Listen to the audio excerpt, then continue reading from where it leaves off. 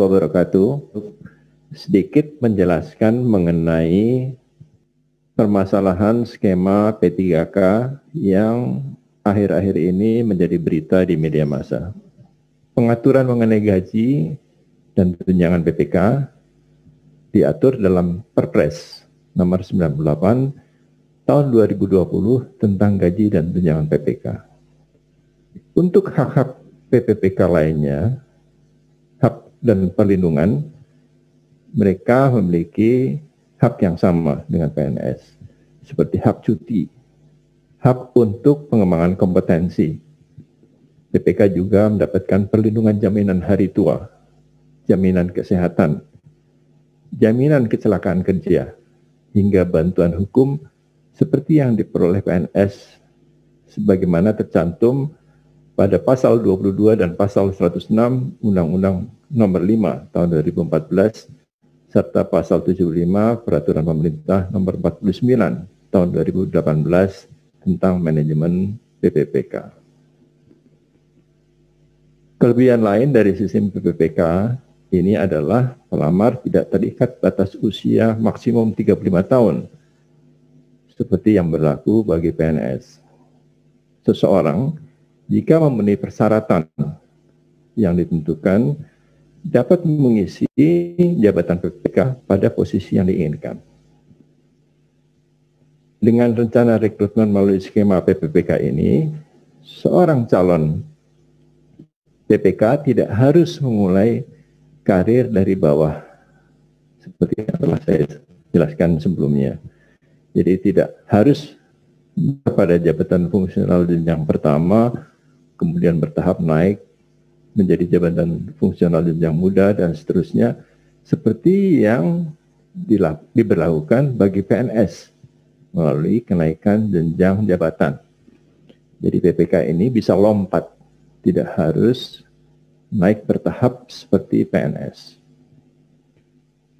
Dengan skema ini, sangat dimungkinkan setiap warga negara Indonesia yang memenuhi persyaratan dapat melamar pada formasi PPPK untuk langsung menduduki jabatan jenjang di atas, jenjang muda, bahkan jenjang jabatan madya sesuai kebutuhan di pemerintahan.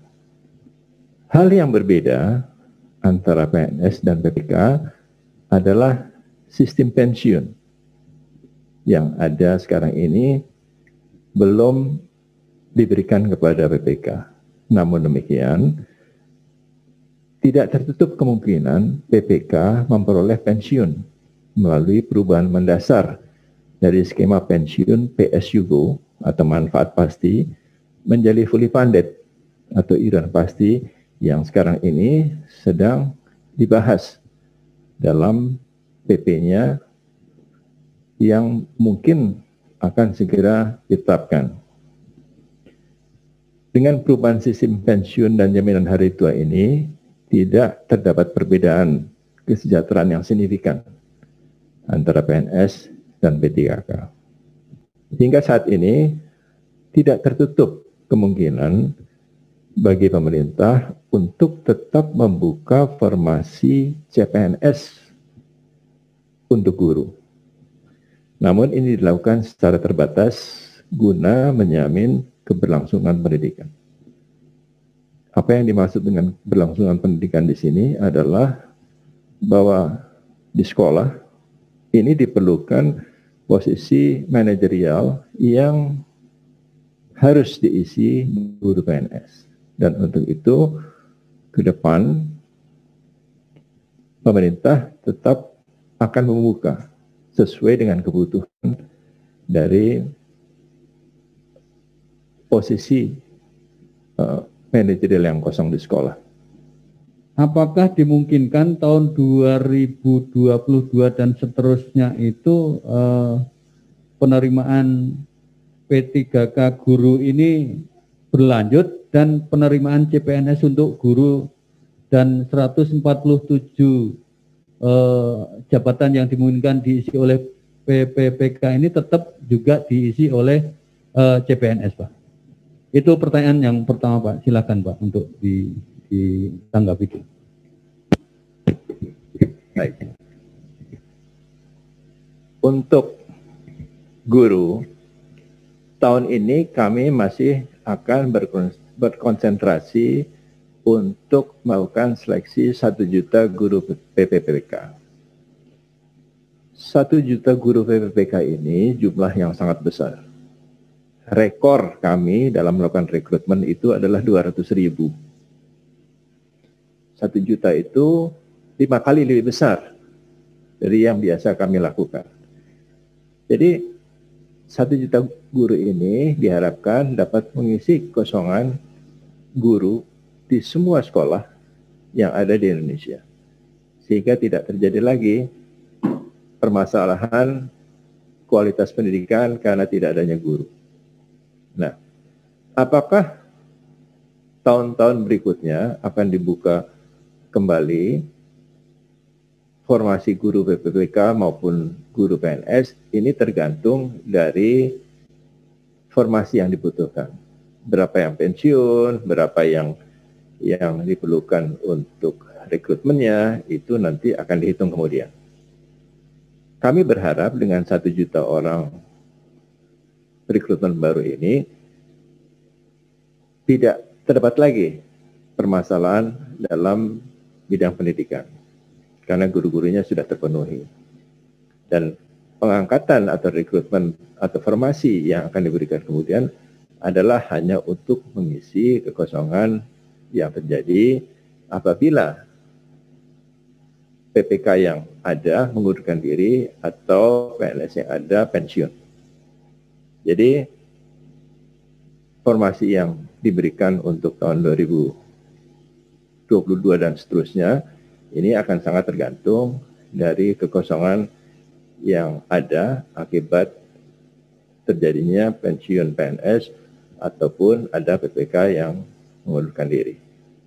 Nah, untuk jabatan fungsional lainnya, ini kami masih mengumpulkan atau belum sepenuhnya menerima usulan formasi dari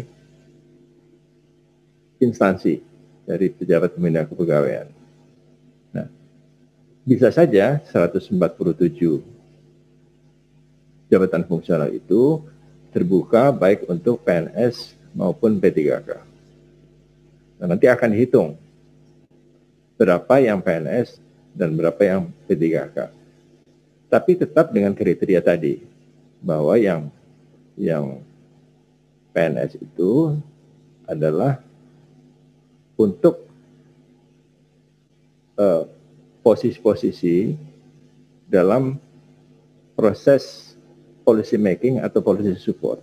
Sedangkan PPPK lebih pada untuk mempercepat tingkat profesionalisme dan kompetensi yang di dalam formasi PNS itu tidak ditemukan.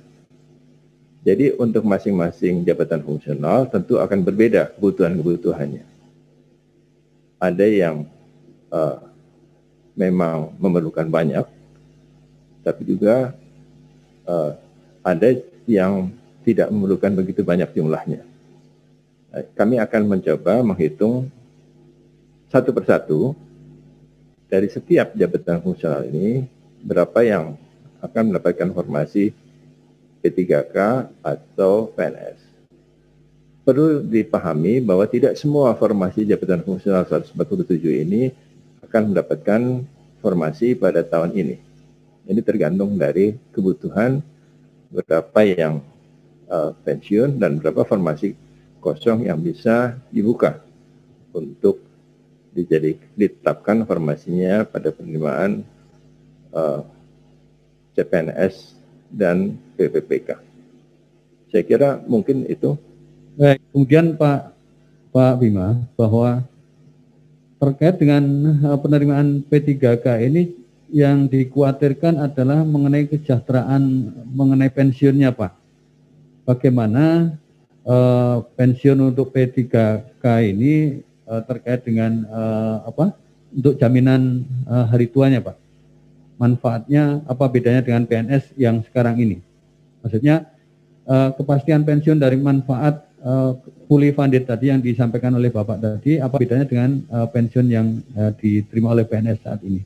Kemudian juga ada kekhawatiran, yang kedua ini pertanyaan, ada kekhawatiran adanya tidak diperpanjang ketika mereka sudah dikontrak. Minimal 1 tahun, kemudian mereka nanti tidak diperpanjang masa kontraknya ini Pak. Bagaimana untuk menjamin keberlangsungan itu? Itu saja dulu Pak, nanti pertanyaan yang lain bisa ditanggapi untuk sesi berikutnya. Terima kasih Pak Farhan. Untuk pertanyaan pertama, saat ini sistem pensiun masih menggunakan sistem PSUGO. PSUGO ini sistem PNS membayar iuran yang sangat kecil, kemudian mendapatkan tunjangan hari tua yang dibayarkan sekaligus, dan juga mendapatkan uang pensiun bulanan yang jumlahnya tidak memadai. Nah, sistem ini dibebankan kepada APBN, sehingga beban APBN untuk membayarkan pensiun ini menjadi sangat besar. Untuk ke depan, sistem ini akan diubah menjadi fully funded. Kalau PSUGO itu adalah iuran pasti, manfaat pasti. Jadi, sekecil apapun jumlah iurannya, jumlah pensiun yang diterima, itu tidak berkurang. Itu manfaat pasti PSUGO. Nah, ini akan pertama tidak memadai dan juga memberatkan APBN. Sistem ini akan diubah menjadi fully funded. Fully funded itu PNS akan membayar iuran sebesar persentasi dari pendapatannya, take home pay-nya, bukan dari gajinya. Sehingga kemudian uang pensiunnya akan mendapatkan besaran yang lebih baik dari sistem PSUGO. Nah, sistem fully funded ini sekarang ini masih sedang disusun peraturan pemerintahnya, dan diharapkan dalam waktu tidak terlalu lama peraturan pemerintah ini bisa segera dilaksanakan. Jadi upaya untuk melakukan penyusunan PP ini sudah dilakukan sejak lama. Masih ada beberapa hitungan yang harus dianalisa dengan lebih akurat lagi sehingga tidak membebani keuangan negara, dan itu dilakukan dengan ketat oleh teman-teman dari Kementerian Keuangan. Nah, ada ketakutan bahwa PPK ini karena kontraknya dapat diputus dengan semena-mena. Tidak begitu. Jadi perjanjian kerja itu bukan hanya perjanjian mengenai batas waktu, tapi lebih kepada perjanjian apa-apa yang harus dilakukan dan bagaimana mencapai target-target pencapaiannya. Jadi perjanjian kerja itu isinya lebih akan ditekankan pada perjanjian kinerja. Kalau seseorang bisa memenuhi target-target kinerjanya dengan baik, tentu tidak perlu ada kekhawatiran dia akan diberhentikan. Karena sebagai ASN, memberhentikan ASN itu tidak mudah. Gitu ya. Jadi harus ada suatu prosedur dan penilaian objektif yang harus dilakukan. Nah, ini juga tidak perlu dikhawatirkan bahwa mereka hanya bisa bekerja setahun, setelah itu putus kontrak. Tidak begitu. Untuk memutuskan hubungan pegawai honorer saja tidak mudah, apalagi pegawai ASN. Nah, pada saat yang sama, PNS pun juga harus memenuhi kinerjanya. Jadi tidak ada zona nyaman lagi bagi PNS. Jadi kalau PNS tidak bisa dipecat, tidak juga begitu, karena kalau seorang PNS tidak memenuhi kinerjanya berdasarkan penilaian objektif, dia bisa saja mendapatkan hukuman disiplin dari sedang sampai berat. Dan berat ini bisa berupa pemutusan hubungan kerja, pemberhentian dengan hormat, tidak atas permintaan sendiri, kalau kinerjanya tidak dilakukan dengan baik. Jadi saya kira tidak perlu ada kekhawatiran bagi PPPK ini untuk diberhentikan dengan semena-mena. Itu akan ada aturan yang ketat dalam penilaian kinerja PPPK. Untuk masalah guru, tentu ada tambahan-tambahan aturan yang akan diberikan oleh instansi pembina jabatan fungsional guru, yaitu Kementerian Pendidikan dan Kebudayaan. Nah, kriteria kinerja guru tentu nanti akan dibuat oleh teman-teman dari Kemdikbud untuk bagaimana menilai kinerja seorang guru secara objektif. Nah, kalau guru ini penilaiannya baik secara objektif, tentu tidak bisa dilakukan pemberhentian begitu saja, karena PPPK ini mendapatkan NIP yang akan diberikan oleh BKN. Jadi setiap penerimaan, penetapan, dan pemberhentian seorang pegawai pemerintah dengan perjanjian kerja akan masuk dalam database ASN di BKN. Jadi tidak, di dalam undang-undang memang tidak dicantumkan mengenai jaminan pensiun bagi PPPK. Tapi bukan berarti tidak boleh didesain tata cara untuk mendapatkan pensiun bagi PPPK ini. Jadi ini upaya-upaya yang sedang kami lakukan untuk memberikan kesejahteraan yang memadai, baik dari sisi gaji, pendapatan, hak perlindungan, maupun juga kesempatan atau kemungkinan untuk mendapatkan jaminan pasca kerja atau pensiun yang kami akan coba susun bersama-sama dengan instansi lain, dengan Kementerian PAN-RB, dengan Kementerian Keuangan, dan dengan PT Taspen. Saya kira itu yang dapat saya sampaikan.